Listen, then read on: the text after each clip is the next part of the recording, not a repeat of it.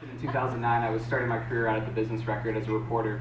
And by proxy, being the youngest one in the newsroom, I was often assigned by my editor to cover anything related to technology. So at that time, it was social media was starting. And so I started, this is the first time I get to date myself with these things, but I was there when Facebook, you had to have an email from a university to sign up for Facebook. I mean, I finally get to do this. So, but those were some of the topics that I was addressing at that point. But as being the de facto technology reporter, that was just one small part of what I was covering. I had a variety of other beats that I was responsible for covering. That wasn't my primary area.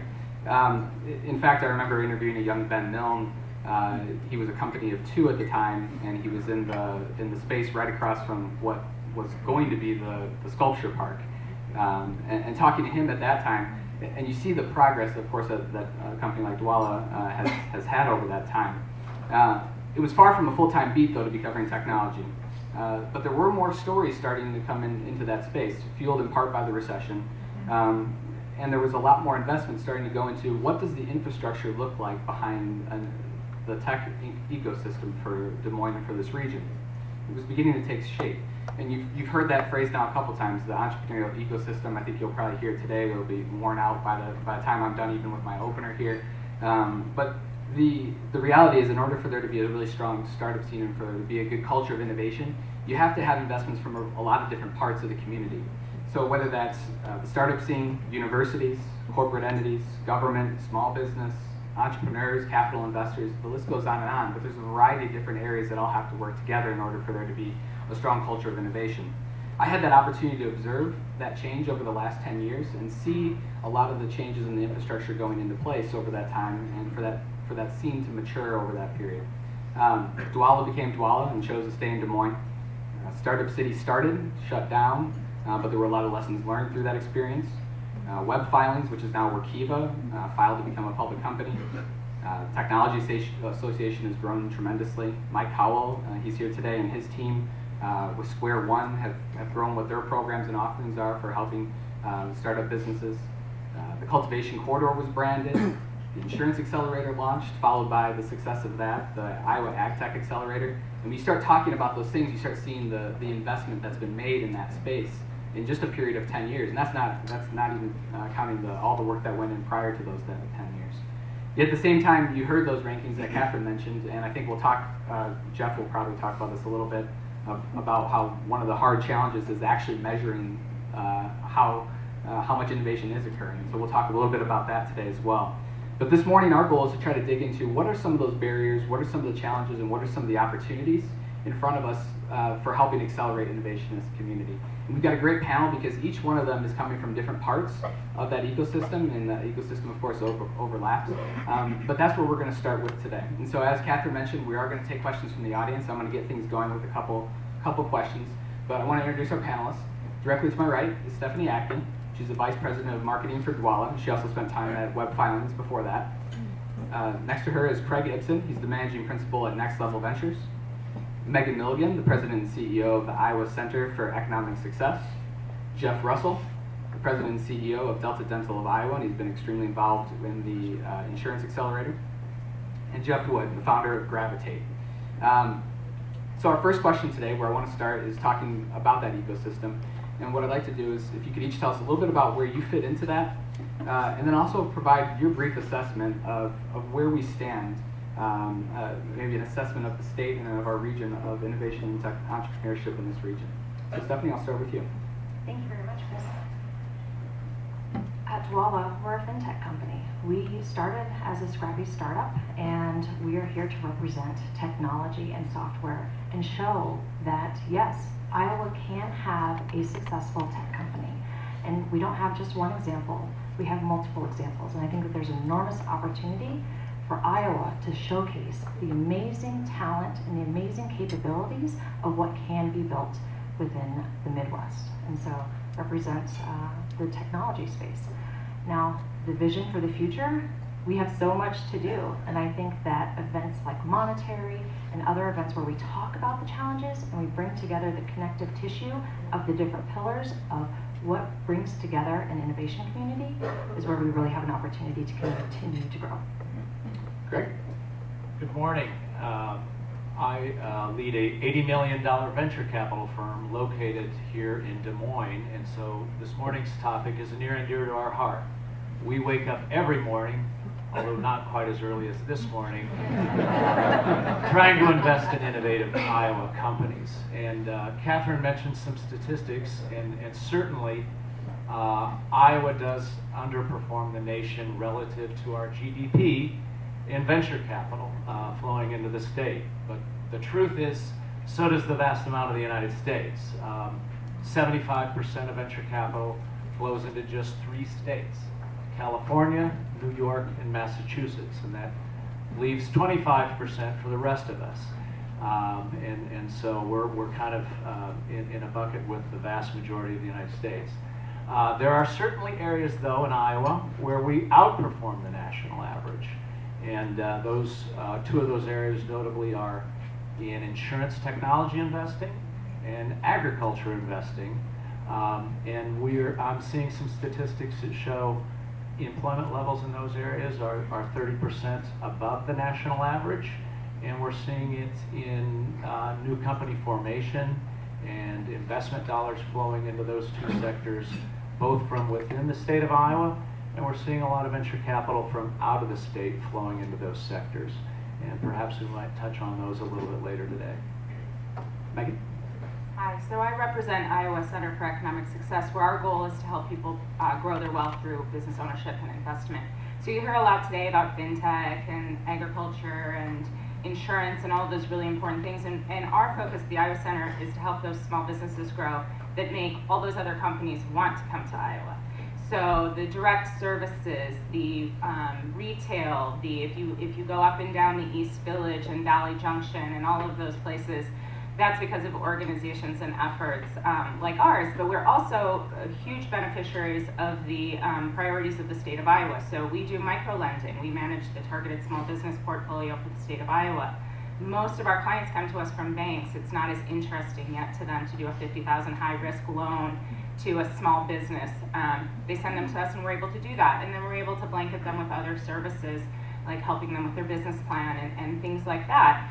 But we also go on the other side. We talk about the lack of access to capital, and part of that is because there's so much capital that is still in our bank accounts that's been locked down and isn't being released into the community. You look at how much wealth in our state that women actually control through earning or running the household or managing the household finances, but they're not investing it in the same way as their male counterparts. So we also manage a angel investing network that is made up of only female Iowans, and helping to empower them to grow their wealth, not just to be philanthropic investors, but to be true investors. And so we're able to invest in companies from all around the world. Our portfolio is mainly made up of things like software and the healthcare, health innovation. But seeing those women around the table that are now engaging in releasing capital, and our hope is that will also contribute to shifting this story about not enough money going into businesses here in our state. Geoff? Thanks. When Chris asked what part of the ecosystem I represent, I suppose it's the blue suit corporate part of the ecosystem, looking up here. But so my background, I had the privilege in a previous role with the members group to be a part of the Series A with Dwolla, with Meridian Credit Union, and so I served on the board of Dwolla for a while.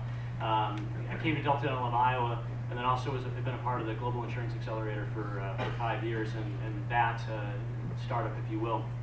I think that we've made a ton of progress in 10 years. I think about it. So yesterday, the Global Insurance Accelerator just did our own internal ranking of the class that we'll bring here in 2019, which I won't release today, but we have a great class coming. And I think if you think about that, the types of companies that are applying to come to Des Moines are very different than they would have looked like 10 years ago when we made that investment, that $1 million investment into Dwolla. So I think that's a great thing as we're moving forward. I think the gap is that not only is there capital locked up in personal bank accounts, but I think there's capital locked up in corporate bank accounts. And if you think about the gap between sort of the angel investing, we have a really strong angel investing network here, And then the gap between how do you scale a company to get to the place where an institutional investor like Craig would come in and invest. We have a gap that we've got to overcome from a capital perspective to help these companies really scale. I think that's incumbent on credit unions and banks and insurance companies and other companies that have large balance sheets to be able to say, how do we make investments in startup companies, not from a philanthropic point of view, but from a product development, from a market growth perspective. And that's kind of what we're looking to do at Delta Dental of Iowa, is how do we engage in that community to make sure that we're actually helping to grow the ecosystem in that gap that I think we missed from a capital perspective. Jeff, too. Yeah, you have us sitting next to I you. know. It's going to be. That'll be useful over time. Good morning, everyone. My name is Geoff Wood. I have an organization called Gravitate Co-working, and as far as our place in the ecosystem, I think most visibly we're the platform where entrepreneurs and innovators can create. We have physical space, both here downtown and in Valley Junction, but we do a lot of entrepreneurial support as well, so we try to hit lots of pieces. We do the programming for the West Des Moines Business Incubator. We run a publication that just covers startup and innovative technology in Iowa called Clay and Milk. And we've been doing that in some function for about 5 years. I've been paying attention to the space about as long as Chris has, about 10 years ago. Got started with it. That infrastructure word that you mentioned, Chris, is probably my favorite word as we look back on those 10 years of where things have come. We've built up tremendous infrastructure for companies to succeed here, for people to succeed. We just need more people doing it.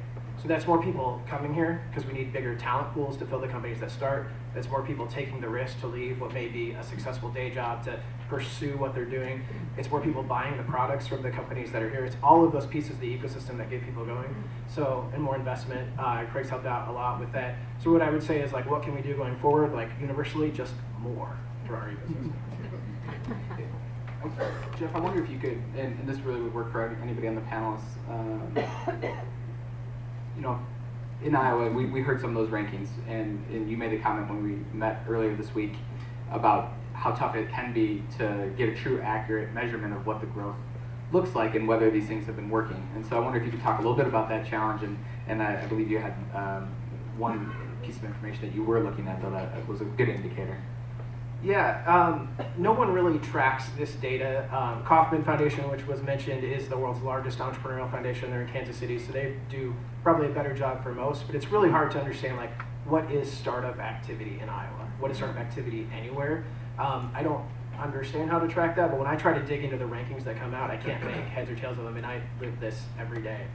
One piece that I think we see a lot, and the Business Record and other news sources will report, is when the Secretary of State's office talks about how many new business filings happen in the state of Iowa, and they use that as a metric of entrepreneurial growth. And it might be, but it also might be the number of businesses created to own real estate that aren't actually employing people, that aren't buying products, hiring people, that type of thing. So I don't know that we really know where we're at. Those rankings might be perfectly accurate, but I can't say that. I think one piece that we have seen when I compare 2009, when I moved back to Iowa, to now is capital investment. And we've talked about, Jeff, when you guys made that initial investment in Dwolla, like $1 million seemed like so much money for a startup company to raise here. Like $1 million. They filled a coffee shop, Mars Cafe, with people. They were celebrating. It was like a rock concert that someone had raised $1 million. I don't even know if people in that room knew what Dwolla did. They just wanted to be a part of it. And that was so big. But now we're raising, companies in Iowa are raising $1 million at least quarterly, probably monthly. We track this at Clay and Milk, and through the first 3 quarters of 2018, more than $90 million has been raised by startup companies in this state. So when I look back on the difference in that, like, we've come a long way in venture investment. I think Next Level Ventures is a big piece of that because a lot of those $1 million plus chunks have been led by them, but we still need more. When you track information coming out of the Secretary of State's office and new company formation, I mean, the truth is less than 1% of all businesses across the country attract venture capital. So the vast majority, we're talking 99% of companies that start do so with sources of money that are not venture capital. And, you know, Megan touched on some of those sources. And so venture capital is not the panacea here. It's just one part of the puzzle for starting a business. I wonder if you could talk, and this would go for anybody on the panel really, but if you could talk a little bit about the perception nationally for Iowa and the ability for us to have a robust startup system and for that investment to ultimately come into the area. And maybe Stephanie, I know from your perspective with Dwolla and choosing to be here and some of the things you guys are working on might be an interesting play into that. Absolutely. I think that there is a mentality is if you want to build a successful tech company, you have to do it in the Valley. And so a few years ago, Ben Milne, our CEO, decided, no, we are going to double down in Iowa, and we can build a successful tech company here. And so we've taken those learnings, also learnings from other successful tech companies like Workiva and Ames, and saying how can we start to build and knit together a much stronger tech community that isn't just a software company, that takes in the different pillars of a successful ecosystem. So how can we weave together universities and colleges, governmental organizations, local media, as well as corporations and investment organizations like Next Level, so that we can all work together and build a much stronger ecosystem. And so not only have we doubled down in Des Moines, but we've also doubled down on raising the visibility of what you can build in Iowa.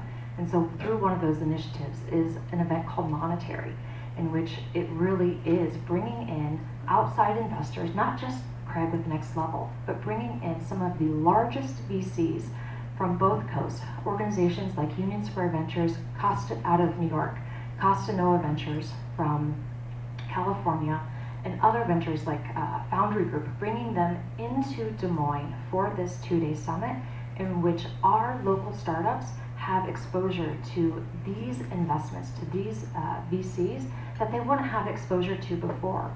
We're also bringing in unicorn builders, people who have actually built and scaled a software company from 0 to 10 million, 10 to 50 million, 50 to $100 million, so that people in the Midwest can actually learn from them. And so we want to use this opportunity as a megaphone to say, hey, you can do this in Des Moines. And I think the amazing part is it's not just Dwolla, we're doing it with the support of our community. And so having a great partner like the Greater Des Moines Partnership, as well as other organizations like Delta Dental and Principal Financial Group, are all coming together to show that it's not just one pillar of the tech community that can do this, but it really does require every single one of these entities to work together to highlight what can be built here. If I could add on to that, I think one of the interesting experiences from the Global Insurance Accelerator is that I made a joke at another conference that we were leveraging our natural resources, which we don't have beaches and we don't have mountains, but we do have insurance people. And so the reality is that that's what the Insurance Accelerator has done. And while we brought in 26 companies over 4 years, and we'll bring in another set here in 2019, the reality now is that because we've started to build this ecosystem, to use that word, the reality is companies who want to sell to insurance companies, so startups from the Bay Area, from New York or from Boston or wherever, are coming here to try and find customers, and in that they're starting to build that ecosystem. And I think that's an interesting perspective because the one thing that I learned in my experience with Dwolla in the early days was that they had a great opportunity to think about the innovation to the consumer at that point, which was their business model, but they didn't really understand the back-end banking plumbing side of the world. Like how do you actually make money move? And how do you do all of those sorts of things? And we were able to be helpful in that. I think in the insurance world it's the same thing. Lots of people are thinking about how do I talk to the customer? How do I gain policies? How do I do this?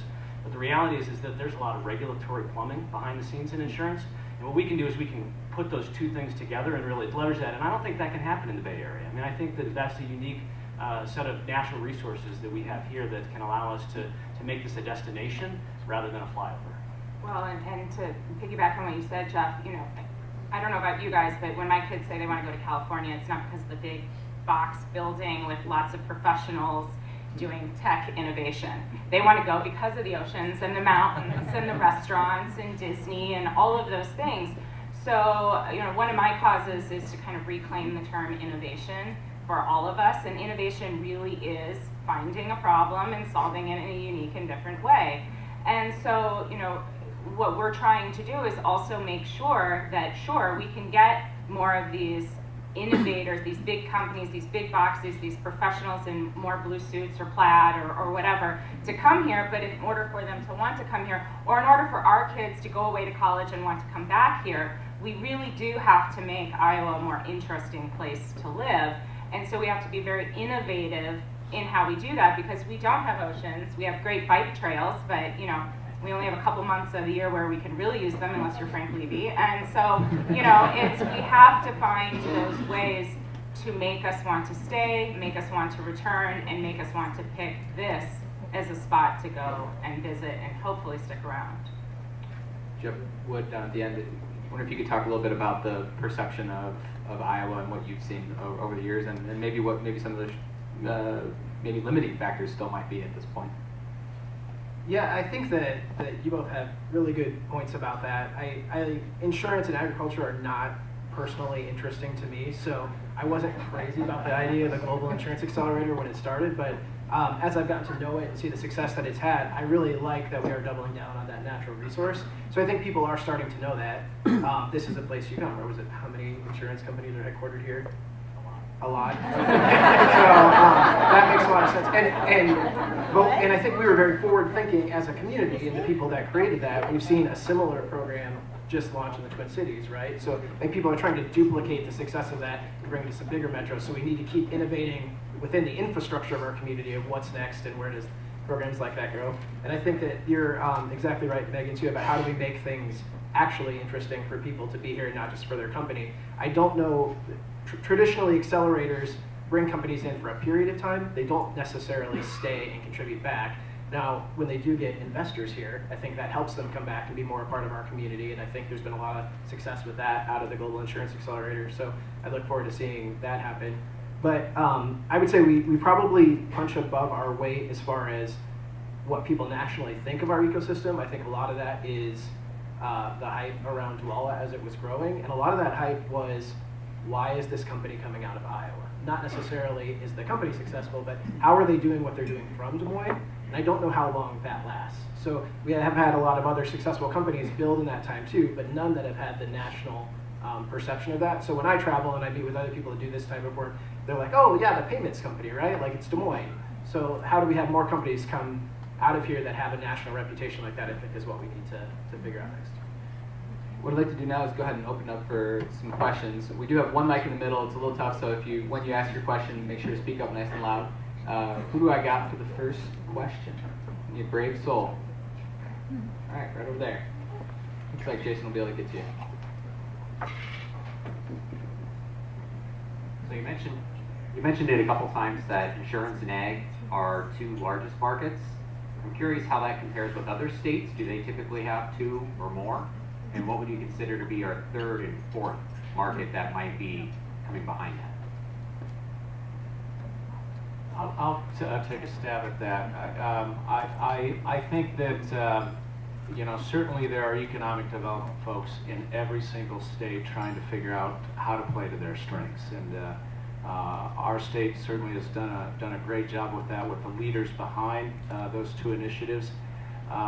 If you're looking for maybe an additional pillar, I think there's a lot of work now going on in the biosciences area in the state of Iowa. Last summer, or more recent than that actually, I think there was an announcement where the Innovation Corporation is being renamed the Iowa Bioscience Corporation, and they announced a new leader.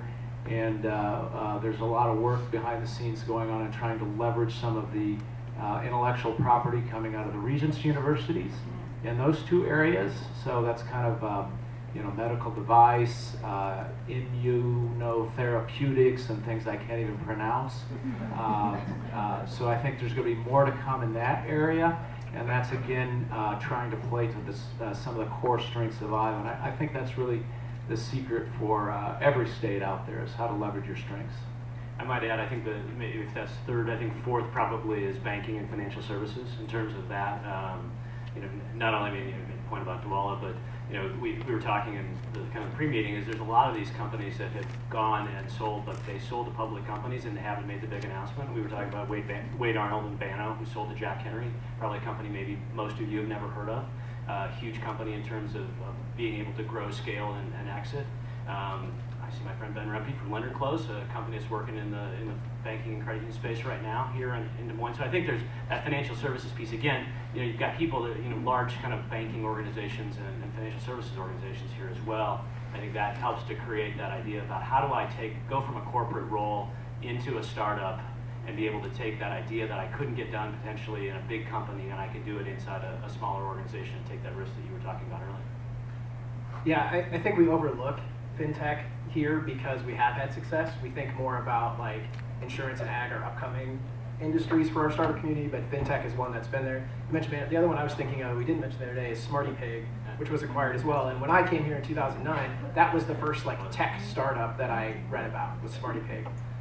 So I think there's, and Workiva is probably, is that fintech? Is that? Absolutely. Yeah. Financial reporting, they're square in the financial space. Yeah, so we've had a lot of success in central Iowa around there. What I would say too is most states in the Midwest have the exact same types of companies that we do. So, you know, St. Louis is also like a biotech and ag center, and Omaha has insurance companies, and now Minneapolis is doing it. So we have to like watch out for those companies, or those states as well. We have to keep kind of moving forward because we're not on an island with having the concentration of folks that we do.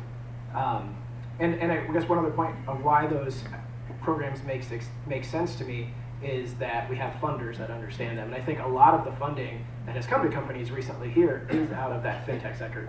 It's credit unions, you mentioned Meridian, Lender Close, I know it has a lot of credit unions that are backers of it. So having those institutions that are willing to fund companies because they either understand the problem they're solving or they just believe in it and feel like they can contribute to it, I think that's really helpful as opposed to networking technology or some like completely off the wall thing that we don't have a base in that's had a harder time growing here.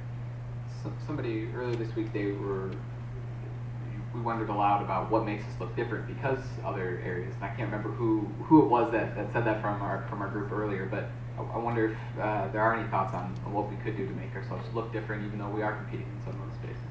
Well, I'll take a stab at that. So, you know, the Amazon comment with NHQ2 was mentioned earlier. You know, I think one of the things we could do is we could be the HQ2 for startups across the country. So as you scale your company in New York, or you scale your company in Boston, or you scale your company in Silicon Valley, and you have customers across the country, and you want to open a second shop, why not make it easy to come to Des Moines and open a second shop? And you know, whether that's not really even about capital at that point, it's just about infrastructure. It's about how do we make it easy to plug into a community. And I think we have that Iowa nice, Midwest nice sort of thing that we are, you know, everybody talks about the openness of the community, and I think we can really take advantage of that by, you know, okay, great, Amazon went to wherever, but how do we create the next 10 Amazons that actually create a presence in Des Moines before they become that scale? I want to add on to that. I think Iowa has a huge differentiator with we live our values. We have completely different values from the coast, and that's a good thing. And so when I think about innovation and a technology company, truly living your values is very important. So when I think about Dwolla, for example, one of our values is inclusion fuels innovation, and being absolutely intentional about seeking out diverse experiences, people, and ideas. When that's the core of who you are, that is a differentiator. You're inviting different perspectives, and that ultimately makes you build a stronger product. And so I think that as we continue to explore how can Iowa be more innovative, continue to seek out diverse experiences and people. And so if you're sitting around at a table and you're making decisions and you're growing your business, and you look around and everyone looks like you really need to change that. You need to invite other people to be a part of that conversation, and that will ultimately help strengthen your organization. And I think that's truly a differentiator that Iowa has, and we should be proud of. I'll jump on at that point. I think we talked a little bit about how 1% of venture capital flows into new businesses. Well, most of that is going to white male-led businesses, and if we're going to continue to innovate and grow, I think Steph made a great point. I mean, we need to figure out how to attract more minority-owned business leaders and businesses, female-led business owners and businesses.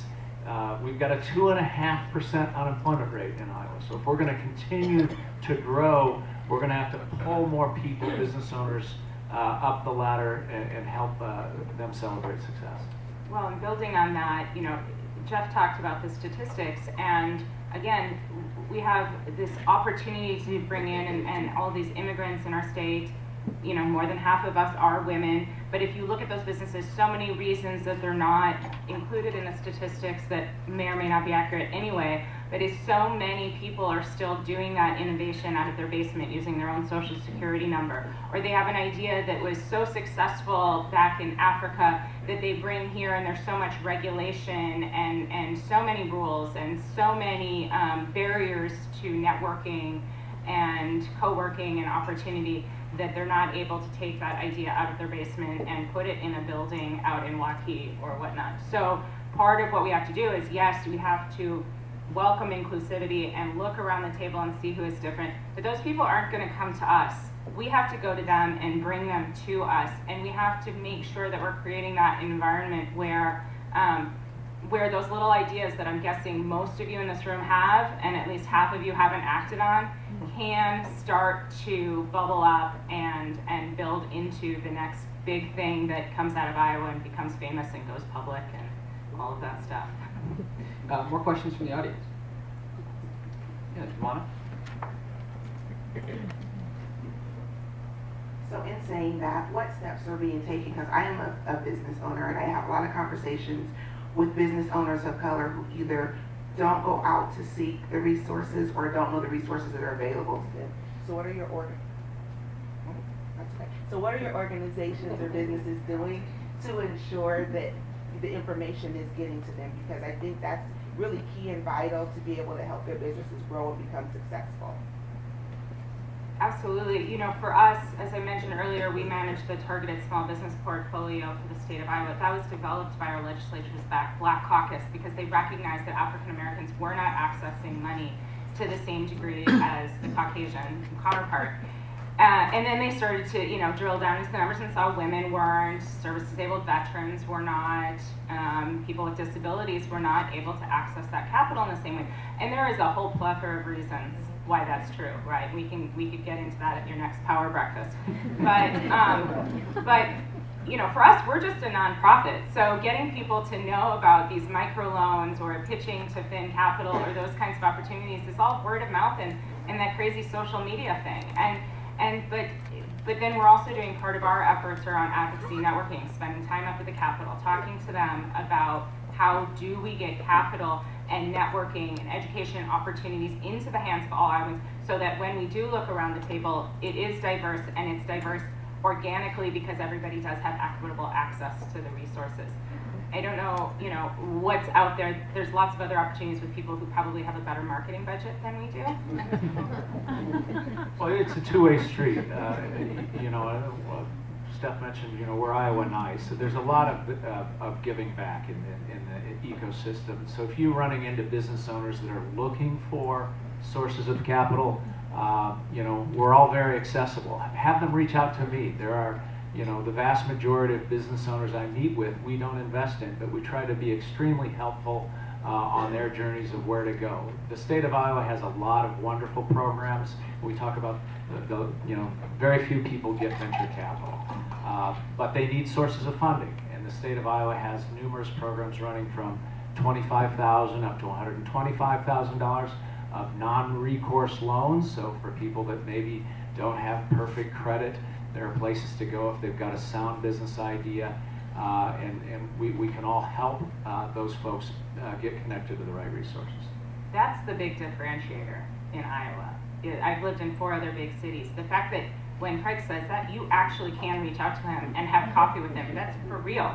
And if you go over to Silicon Valley, you're not going to find a venture capitalist that manages $80 million that's going to have coffee with you. I like just coffee. not. He likes coffee. So that is huge. You can reach out to anyone here. I've cold called so many people in this room when I first moved here, and they said yes. And so but you have to do it. Thanks, Jackie Norris with Goodwill. I'm a big believer in tri-sector leadership, right? So strong government, strong corporate, strong nonprofit. And I think it's a comment, but I welcome a reaction. To have a great ecosystem and a welcoming community, you have to have a really strong social service network.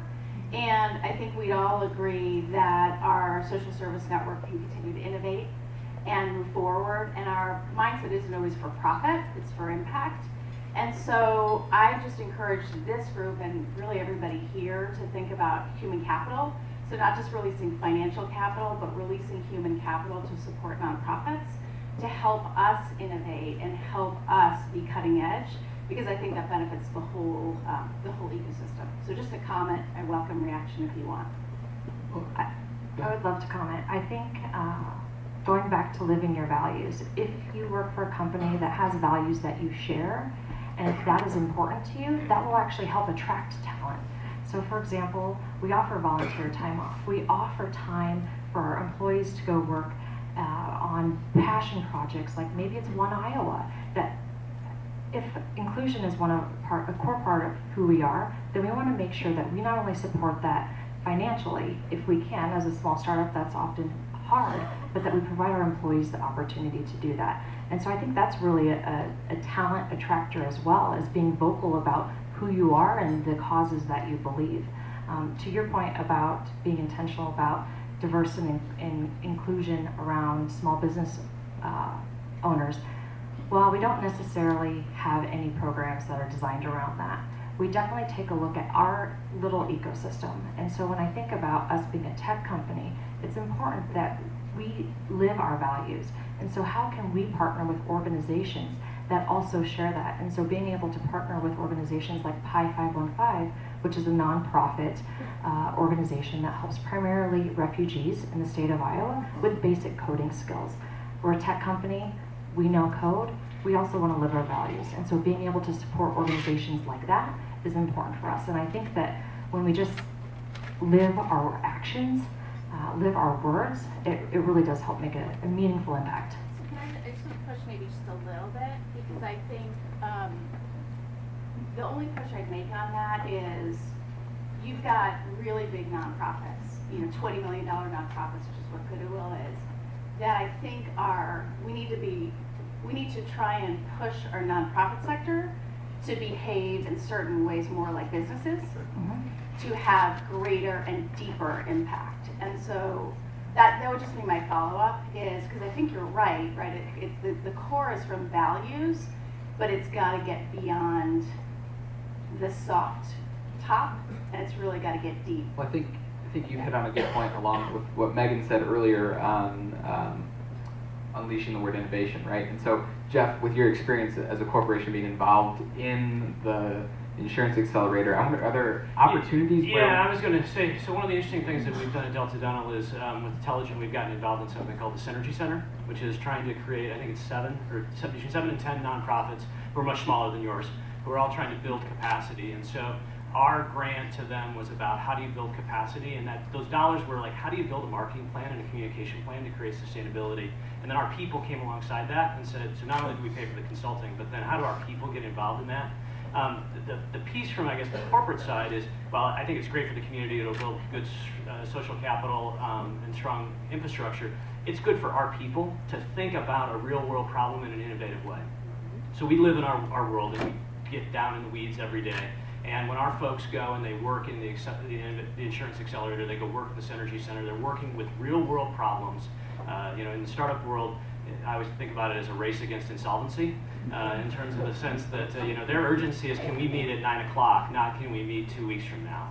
And so I think there's a piece around that that's, from those of us in the corporate world, the value to allow and to promote our people working with Goodwill or working with the Synergy Center or working in wherever that looks like is about how do we build our people so that they come back and are more innovative in our own businesses to serve our customers. So it's kind of a dual purpose. It can't just be one way in that conversation. It's got to be both ways in order to make it sustainable. I would also add that I'm on the board of a group in Cedar Rapids called the Iowa Startup Accelerator, which is a similar format to the Global Insurance Accelerator, but industry agnostic. They recently launched the Social Good Accelerator for small nonprofits to go through the same type of experience, but without trying to receive funding on the end, since they're nonprofit entities. And they've run their first class, and they've had a lot of success with that, so are getting ready for their second one. The Intelligent Initiative may be similar here. I was going to say nobody's doing that in Des Moines, but A little different. But yeah, so that's one avenue that the community could raise up to do that as companies grow, as nonprofits grow. I would also add that Iowa is not a B Corp state. So as far as people starting businesses that have a more altruistic mission, like I know a couple B Corps that are located here, but they're organized in Minnesota because they allow that, we don't. So those of you that are into like the lobbying and have connections to state government may want to pursue that with Secretary of State or whoever would lead a path like that to get more people who are starting entrepreneurial initiatives to think more with a altruistic vision, not necessarily a profit-driven first vision for their companies. More questions from the audience? Yeah, right here. Hi, thanks Jackie for that question because I was wondering about that too. But I'm also wondering because you keep talking about how this Iowa is an innovation state, and I don't know, is this also in rural areas? Because it seems like a lot of this focuses on the metro, Des Moines, Cedar Rapids, Iowa City. how is this getting into some of those smaller communities that are losing their populations and losing reasons for people to stay, so that, again, it's the whole state, not just a few pockets? That is a challenge. Back to the statistics story, one of the reasons Iowa is underrepresented is because we have a rural population that is disproportionate to the rest of the United States. And the vast majority of venture capital is going into urban areas. And speaking of an Iowa investor, I see most of the dollars flowing into the Ames, Des Moines, Cedar Rapids through Coralville, Iowa City corridors. And that is a challenge, and it's a challenge that I don't really have an answer to, and you bring up a good point, and that's part of this statistics story we're talking about. And I'll go back. I think part of the rural-urban divide in this is infrastructure. I mean, if you don't have broadband of any significant, speeds in rural Iowa in certain places, you're as lost as if you didn't have a road.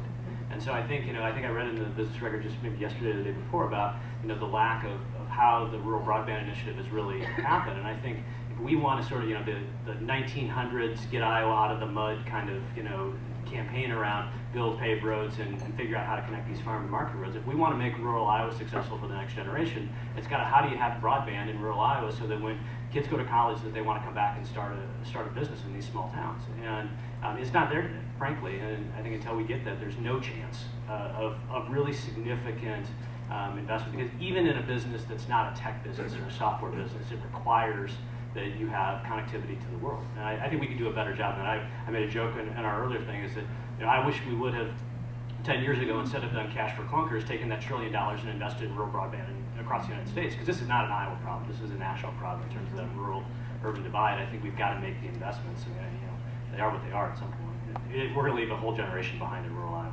I echo that point. I mean, it's spot on. I mean, broadband is the 21st version of roads and ports in the 19th century. And if we don't have that infrastructure, you're going to continue to depopulate the areas. And those areas where you're seeing some investment, I can't remember the company, but I read about an out-of-state company that's moving workers because they've got 1 terabyte internet.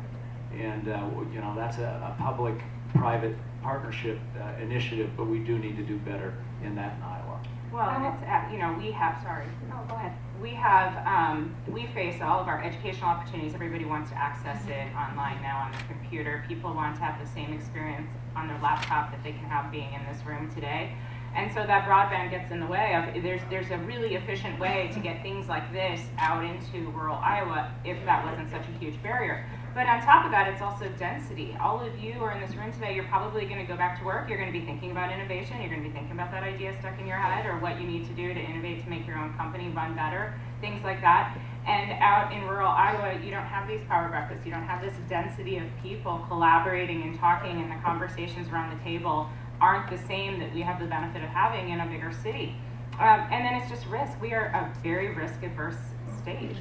And so, we say we want the opportunities we bring in the city to be the same as we bring into the small towns, but the people also aren't the same, and the thinking isn't also the same. And so if we want more opportunities out there, we also have to have that conversation about risk and what does it mean to be innovative, and how can we take that next step of doing something that probably actually won't work out the first try.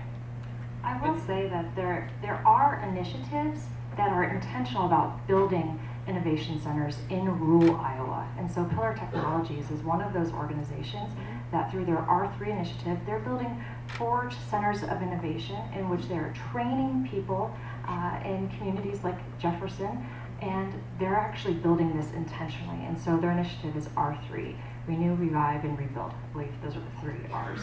But that is a very intentional effort about actually going into rural communities and building these centers of innovation. And so, not to say that it is all doom and gloom, but there is an intentional effort. So I think that is the shining light. I think that project's really exciting, but Greene County is one of the most popular, successful rural counties in Iowa, where that Jefferson project, it's not going into Oline. It's not going into some of these really hard-hit communities. So hopefully that's next after the Jefferson project is kind of borne out and successful, and we can see what happens there. I started off talking about we need more people in Iowa. In that 2009 to now, since I've been back, Des Moines has grown a lot, it's grown at the expense of rural Iowa. We're not necessarily growing as a state, we're just importing from all these rural areas. So I would guess if I lived in one of those towns, I would be coming here and saying, we need you to come back, or we need to find ways that we can bring people back there. So it's great when we talk about the 1 million people in Des Moines, but a lot of those right now are just depleting the rest of the state. So I don't know that that forecast is good. Can I take a quick turn on that, which is your point about risk tolerance? So I think it's an important point. So I think really to have an ecosystem, whether it's in Des Moines or throughout the state of Iowa, that really embraces innovation, we've got to take a different look at risk. And so I think there's this, you talked about this idea about leave my day job, take this idea that I've got in my head that I've been trying to figure out how to get done. And the statistics say that 80% will fail, maybe more than that. And then the question is from an employer perspective, so for those of you who hire people, when you look at somebody who took that risk to go out and try and do that, whether it's through a nonprofit or whether it's through a new startup or whatever it is, and they failed, you say, wow, I'm not sure I really want somebody who failed coming back to my company? Or do you say, I'm going to actually buy a whole bunch of experience and experiences that I can now take back in and grow my company from that? And I think that risk tolerance about being able to be in a corporate job, leave, potentially fail, and come back is a big thing in order for us to really get to that place where we can grow the number of people who are willing to do that. More questions from the audience? Yes. We'll go right. I keep going to the front, but we'll go here first, and then I'll give one in the back too. Good morning, Mary Wolford from Drake University. Our primary mission, of course, is to prepare our graduates to meet workforce needs. What advice do you have, one of you or all of you, for us in terms of best preparing our graduates to meet your workforce sector needs? Thank you. Selfishly, we need more people who want to work in tech. And that isn't just people with computer science degrees. Also, when I think about why tech is different from other industries, we have a very high risk tolerance. And so we embrace failure. And so having the perspective of when you fail, you learn, and that's a good thing. I think that's something that can be taken away, not just for computer science, but across all of the different areas of education. Well, and like what Geoff mentioned about risk, we have to get them while they're young, right? Most of us aren't going to change our risk tolerance too dramatically, but if it can be integrated into education, and I'm sure there's probably a lot of parents of the kids at your school that are paying for tuition that don't want their kids to be as willing to take so much risk, but if you can build that into, make tougher kids, please make some tougher kids for us. Geoff, I wonder back to the risk question again. Internally at Delta Dental, if somebody tries something and they fail, how do you guys try to handle that as a big corporation that might want to take risk on? Yeah. We talk about taking risk, but then when it doesn't work, you can talk a little bit about that. So let's start with we're an insurance company. What I talk about is there's a difference between punching a hole in the boat above the waterline and punching a hole in the boat below the waterline. So the reality is this one as it kind of dents the boat, kind of looks ugly, probably okay. You punch a hole in the boat below the waterline, you have a very different problem. So I think that part of it is you have to understand what the risk is. But I'll go back to an experience I had earlier in my life, which was we were working on a big project with a customer, and frankly it was a disaster. And the guy who was leading it, I wasn't leading, but the guy who was leading it thought he was going to get fired. And my boss at the time said, fire you? I just invested $2 million in your education. I can't fire you now.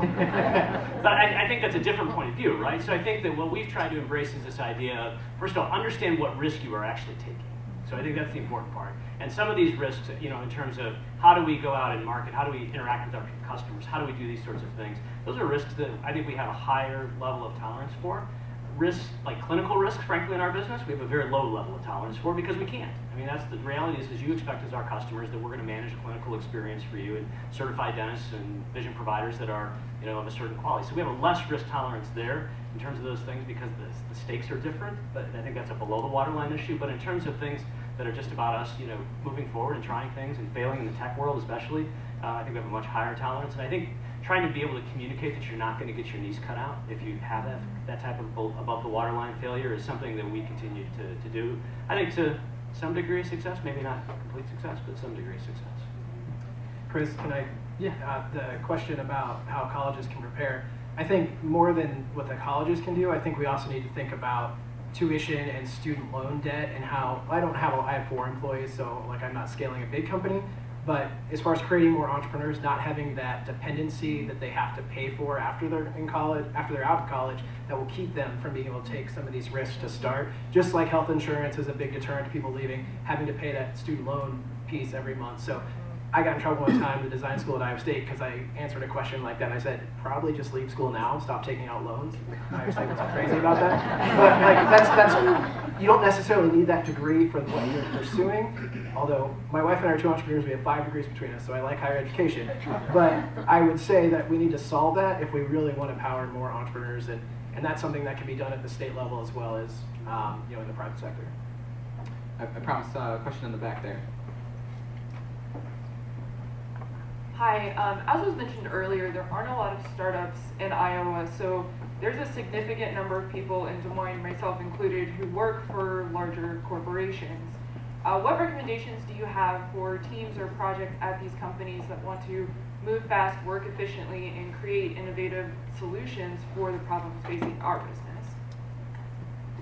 So that may seems like a question for the blue suit Sure guy. does. Well, I think that, so every company has its own tolerance and culture for being able to do that. But I think being willing to take that risk inside an organization is probably as important as being able to take a risk outside the organization and being able to show that, to demonstrate that that can happen. And how do you manage that, I'll use a tech word, agile type of iterative sort of environment to be able to do that? Because at the end of the day, success has 100 fathers and defeat is an orphan, failure is an orphan to some extent. And so if you can demonstrate success in that, I don't want to see, but incremental failures that lead to an ultimate success, I think you start to build that culture.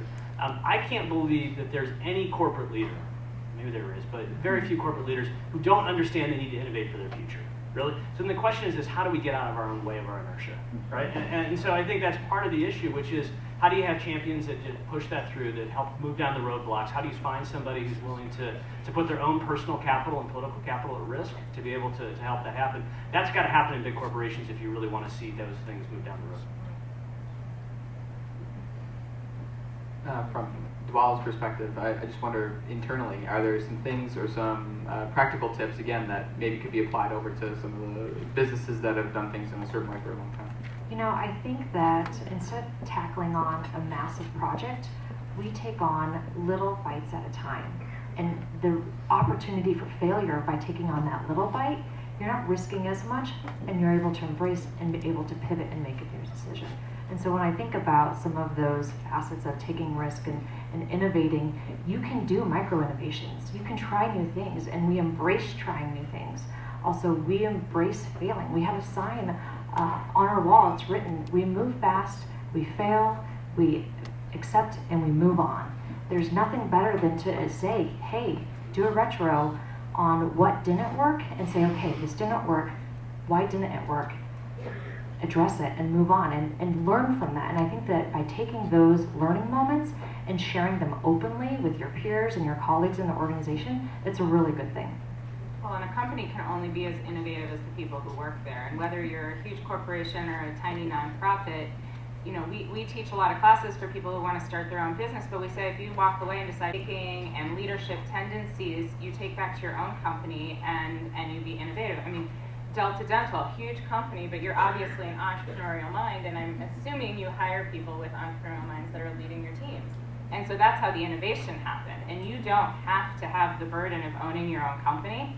You can be really lucky and not have that burden of owning your own company and still be entrepreneurial and still be innovative. It's just picking the right company where you can have an impact on that change.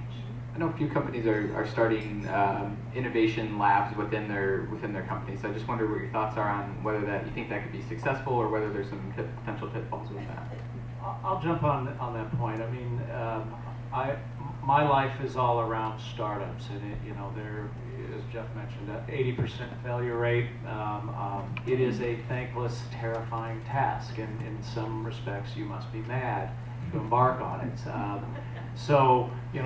This morning's breakfast is all about innovation, and my friend in the blue suit represents innovation in the corporate world, and the question in the back is about innovation in the corporate world. And I think one of the strengths of Iowa it can be the cross-pollination between innovation in the startup world and in the corporate world. Certainly these accelerators we're talking about are great examples, and there's a lot of success over the last few years being built upon those. There'll be more to come, but we need to do more about that. So for those of you that are in corporate Iowa, joining those accelerators, connecting with people even outside of there on LinkedIn today, mentor people. Part of why it's so lonely being in the startup world, as Geoff mentioned, there's a sense of urgency. It's a race against insolvency. You're looking for that first customer. You're looking for a first beta customer to try a new product. And those of you in the corporate world can be part of that. You can be that first customer. So, you don't have to leave the corporate world to be part of innovation. There are many opportunities to plug in and do so. More questions from the audience? Yeah, Curtis.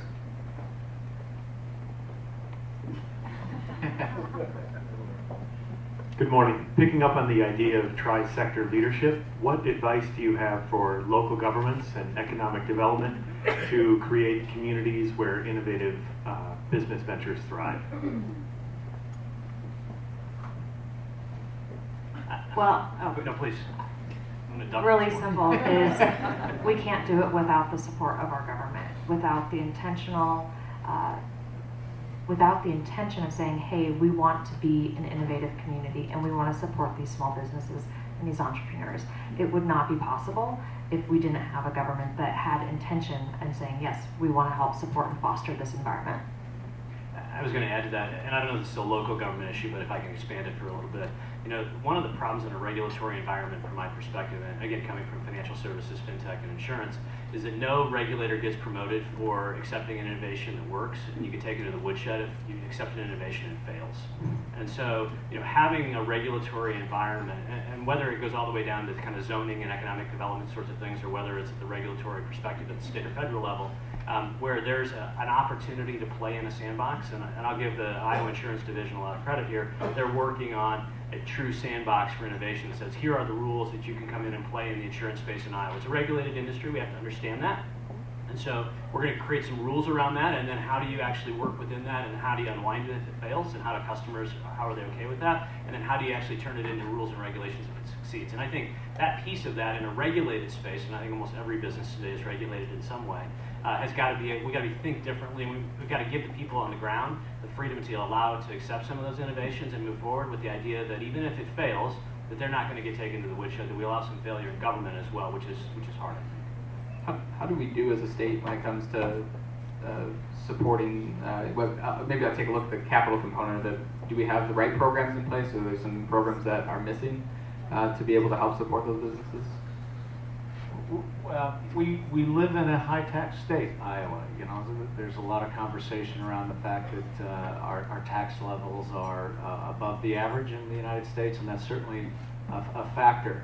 But with that comes, state, county, municipal governments that have budgets and have the ability to incentivize corporate development, and I think as a state we're doing a good job. I mean, there are programs that have come and gone, but there are some programs, Propel, Demonstration Fund, innovation grants, and loans that I've touched on that have withstood this test of time. And I think we need to encourage our leaders in the state, county, and local levels to continue to fund those programs that are working. Absolutely, we need to push by the wayside some that have not driven economic impact, but we have evidence today of some programs that are really working, and I think we need to continue to fund and double down on them.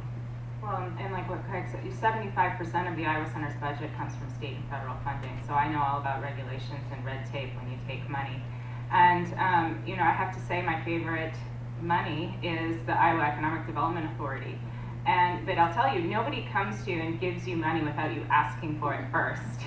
And so, like Craig said, we do have to raise our voices and our collective voices and share with them. They are receptive to hearing what we have to say, but you have to be smart about it. There has to be strategy, and there has to be more than one of us saying it. So as we see opportunity, like Geoff had talked about, there's this gap. You get angel funding or you get a small microloan for $50,000, and then where is that, the rest of that money until you are able to have more than just coffee with Craig?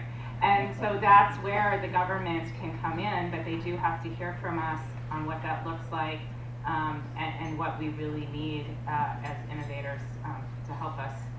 Can you describe that gap a little bit more? To you mentioned that 50,000 mark.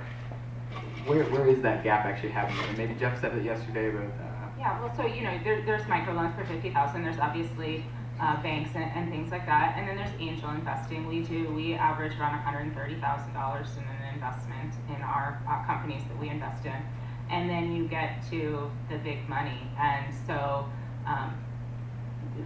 I don't know how to elaborate on it, although I know you have words.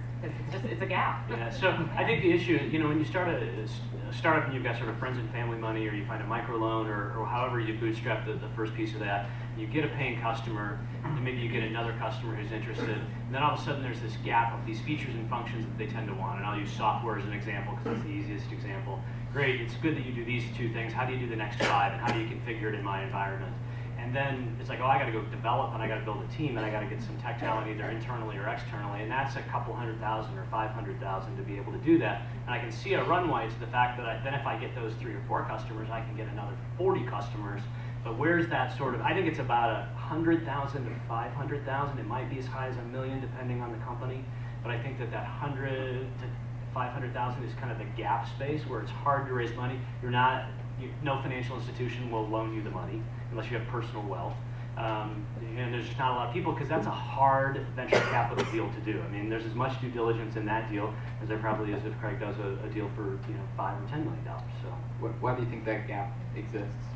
Because it's a place where you can lose a lot of money. Yeah, it's hard. You can assemble a portfolio of 10 companies in that funding gap space that Geoff's talking about, and the statistics will tell you there's a good likelihood you'll lose all 10 of those. So it is a very punishing place to invest in, speaking from experience.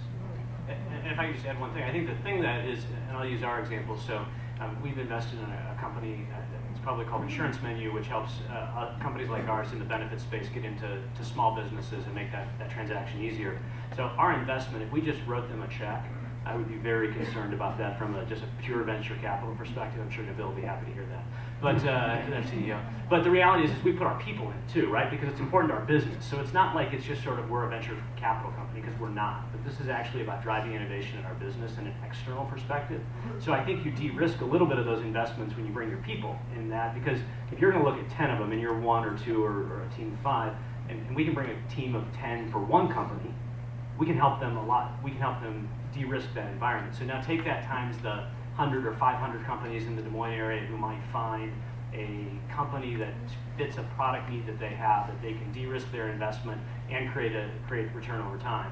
I think that's a different type of investment than just being a pure venture company and saying I'm going to put 250 or 500,000. And I agree with Craig, that's a hard space to be in. So you're talking about corporate playing a role potentially in helping in that. Yeah, but not just venture. Yeah. I think it's like right. Product development, it's new market development. It's how do you think about that in terms of not everything has to be invented or built here, and how do we use companies that are outside of that who wake up every day and think about it, and then how do we help them sort of move through the market, because we have distribution, we've got product, we've got things that allow them to help scale their business faster, and I think we then will create an economic win twice for us. One, we'll get more customers, that's the real goal, and second, we'll win on the investment side too at some point. Going back to the local government piece of that, like what I think cities can do is, echoing what Megan had said earlier, is make really attractive places that people want to be. I mean, there's a reason why we have offices in downtown Des Moines and Valley Junction, is the density of those two neighborhoods. When you look around the rest of the metro, there's not a lot of density. It's more residential, and there's strip mall areas that have some commerce in them, but there's not a place where you can walk to a coffee shop, where you can also walk to a restaurant, and people want to live and work in the same space. Those things could exist in the rest of it. So I would say building the places that people want to be for other reasons will also make entrepreneurs want to locate their companies there and kind of build out that piece as well. So the town center concepts and things that are happening, I think that's a good direction for suburban communities to go. Going back to the gap again one more time, what in other communities is helping fill that gap? Is it I think maybe we talked a little bit about having personal investors that are just willing to take that risk because they've cashed out an IPO, or they've gone through that cycle a few times, and so they're more risk. They're willing to take on more risk. Is that one of the things that we don't necessarily have so much in this market? The virtuous cycle, I think, is what term gets applied to that. No, I mean, we don't have a lot of people doing that, but I've had that same conversation with people in Kansas City, which is 3 times our size, and the people that have had success there feel the same way. Like, it's hard to like get that going until it's a cultural piece, like you'd see in those 3 states that Greg mentioned earlier. I just don't think there's ever going to be an answer to that, just because the risk-return equation is so difficult. You know, I think in the regulatory environment, you know, AngelList, some of these new crowdfunding initiatives are having some impact, and that's not a, you know, a state level area. Those are kind of national platforms. I don't think we're seeing a lot of success in Iowa coming out of that, but I'm certainly aware of people in Iowa that are active in some of those syndicates. And so that's, you know, potentially going to address that, but you know, just given the fact that you can lose all your money and lose it all fast, keeps a lot of capital away from that you know, sector we're talking about. All right, we got time for about one more question from the audience. Yeah, Scott? I'll try and do that.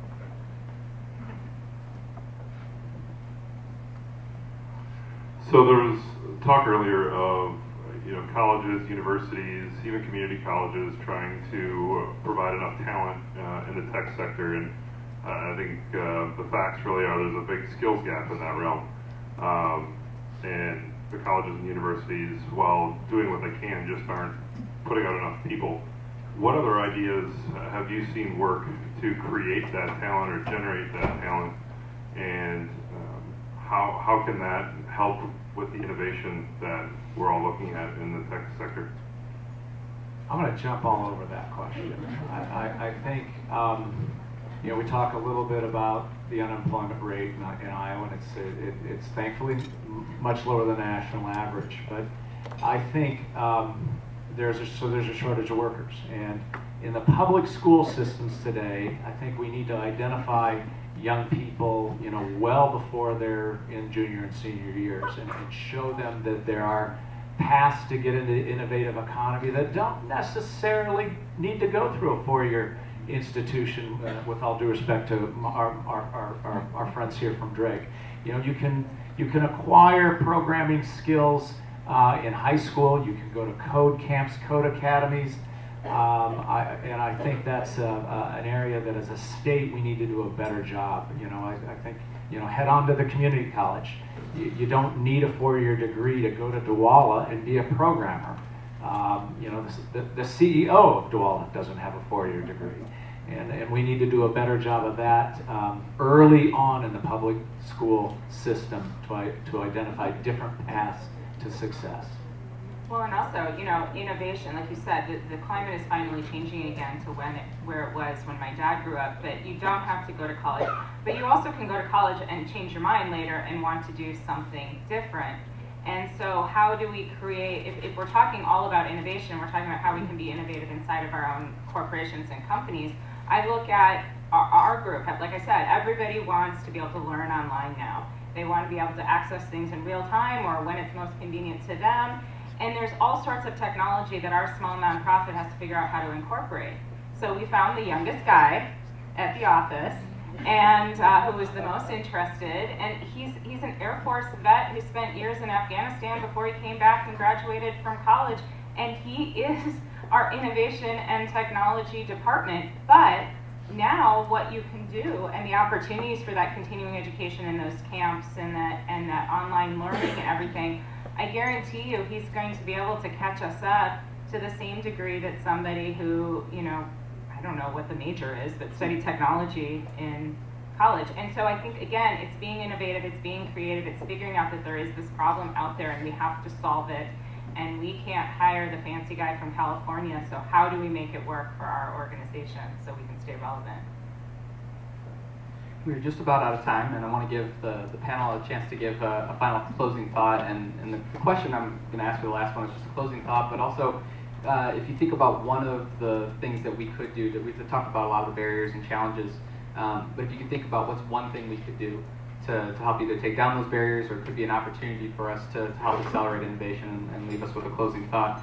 So I'm going to give you a minute to think about that, and I just have a couple things to let everybody know about. After the event today, we're going to be taking the content our newsroom is hard at work, of course, pulling together some takeaways so that we can kind of digest the conversation. Not only that, we're taking video too, so if this is something you want to take back and share with your staff, you'll all receive the video of today's event as well for attending. That's all going to be within our daily e-newsletters. If you don't already subscribe for those, I highly encourage you to do those. Those are free. Great business executive summary of what's going on in the business community, so you can stay up to date with what we're doing there. In addition, earlier this year, we started a new product called Innovation Iowa. It's our Innovation Iowa e-newsletter. We started that back in February. It was something that we determined. I mentioned earlier that when I started as a reporter, it was a partial beat, and over the years of business record, technology has always kind of fit in within generally whoever our youngest reporter was. In February, we hired Kate Hayden. She's our new tech and innovation reporter. She puts together Innovation Iowa Weekly each week. It's a free e-newsletter. Again, I'd highly encourage you to sign up for that as well, so you can stay up to date with all the things going on in the tech community and in the innovation community. It's a great weekly wrap-up of all the things going on. That comes out on Thursdays. You can sign up at innovationia.com. Kate's always looking for story ideas. In fact, we're working on our Innovation Iowa magazine that comes out next June. We'll have an unveiling at Corteva in May, so we'll have details on that when we get there. And I was looking around for Kate, so Kate, give a big wave. Kate's our innovation reporter. So Kate's always looking for story ideas. So if something today spurred a thought or an idea, or you have something that you're working on that you want to share with her, feel free to reach out her way so that she's aware of what you're working on. The best stories that we write about and the best way we can help businesses know what's going on is when we're hearing about the things and the interesting things that people are working on. So if you have a story idea for her for the magazine or for the weekly newsletter, I encourage you to reach out her way. Also, coming up, this is our last Power Breakfast of the year.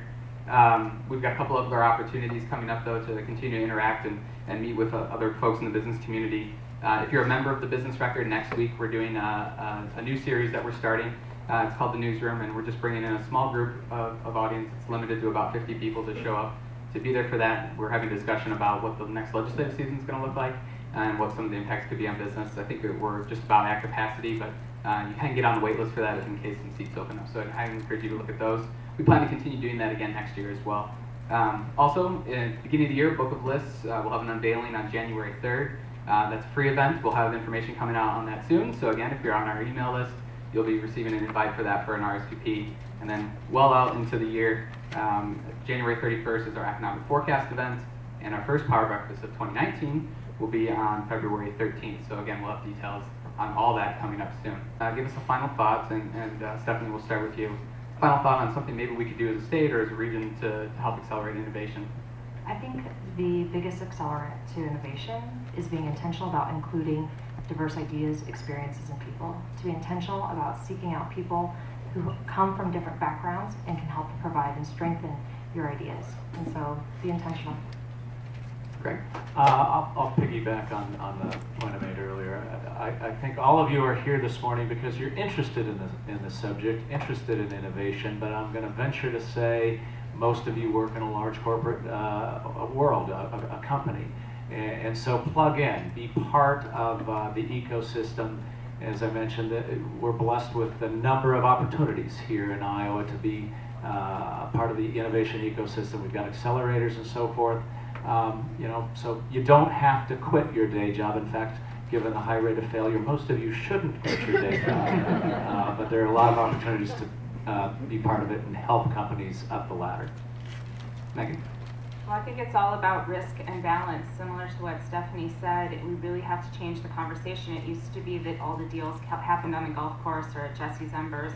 And we have to make sure that we're changing the conversation, not just what we're talking about, because we will become more risk comfortable if we start talking about it more and having deeper and more beneficial conversations, but also change who you're having the conversation with.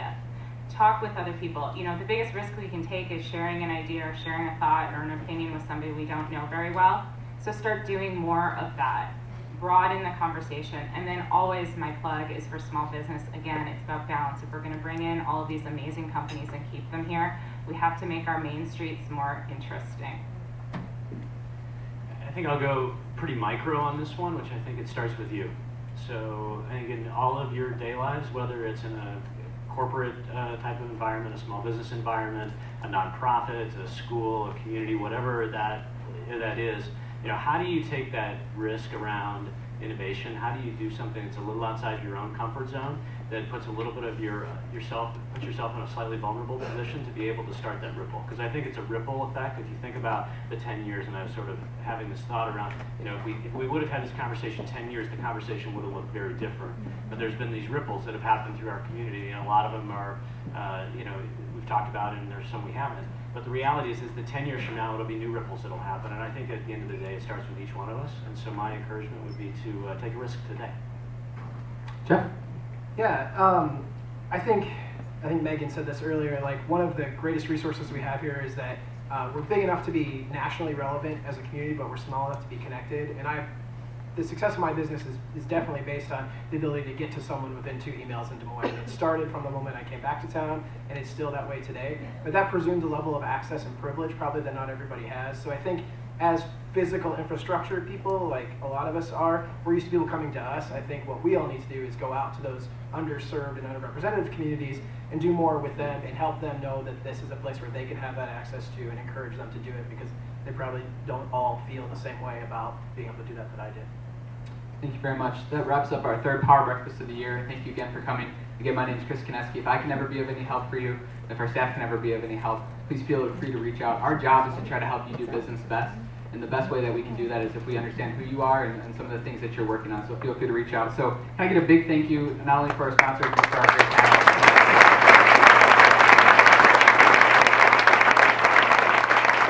Thank you, and have a great day.